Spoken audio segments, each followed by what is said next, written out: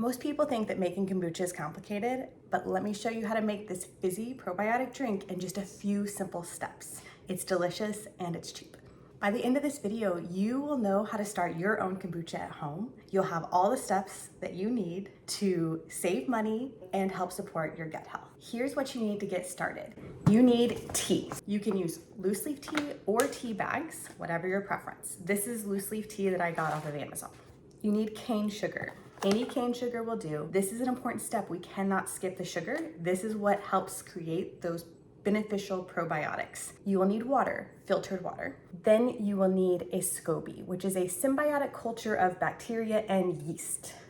The SCOBY is this pellicle here, plus like a cup of starter liquid. There are 3 ways to get your SCOBY. One is that you can get it from a friend. That multiplies, and so if you have someone who loves making kombucha, they can share theirs with you. 2 is that you can buy one online. 3rd is that you can actually start one yourself. If you have just a cup of kombucha that's unflavored, you can grow it. To make your own, you just need to take that unfiltered kombucha, put sweet tea with it, let it ferment, and it'll actually grow from there. Then you're gonna need something to store the kombucha in while it ferments. I like to use a glass container with a spout so that it's easy to pour from. You can just simply use a gallon glass jar, just anything to hold the kombucha.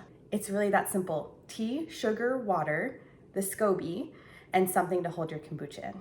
That's all you need to get started. You do not need a ton of specialty equipment to make kombucha. Here's the process. What you're gonna do is you are going to brew some tea concentrate. So first you wanna start by making your tea. Take 4 cups of water, boil it, put in your tea. I use about 8 teaspoons of loose leaf tea or 4 tea bags. Boil that water, then steep the tea for 10 to 15 minutes.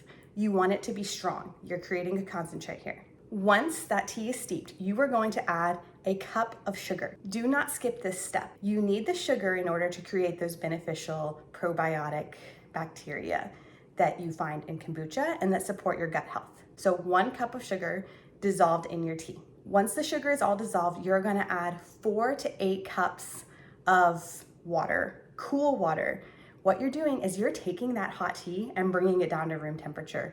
The tea cannot be hot when you add it to your SCOBY. Once that tea is at room temperature, you are going to add it to your SCOBY. Once again, your SCOBY is that pellicle plus about a cup of starter liquid. You're gonna put your tea that is now cool and put it in to the jar with your SCOBY. Fill it up, and then you're gonna cover. I'm covering with a coffee filter. You can cover with a towel. You are going to take your kombucha in whatever container that you decided, and you're just gonna put it in a cool, dark place. I put mine into the pantry and I leave it for 7 to 21 days to ferment. That duration is dependent on your preference. So around day 7, I want you to start tasting the kombucha to see how you like it.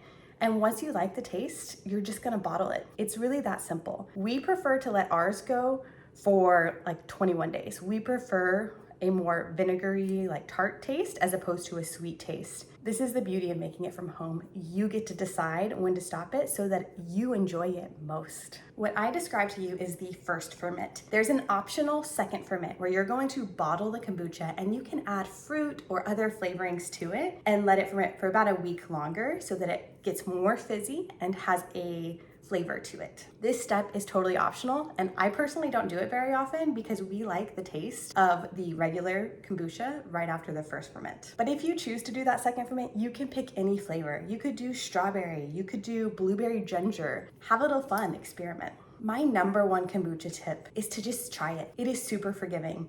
If you forget about it and it's been 14, 15, 16 days, it's okay. It's probably going to be just fine. Don't stress about perfection. Kombucha is super forgiving.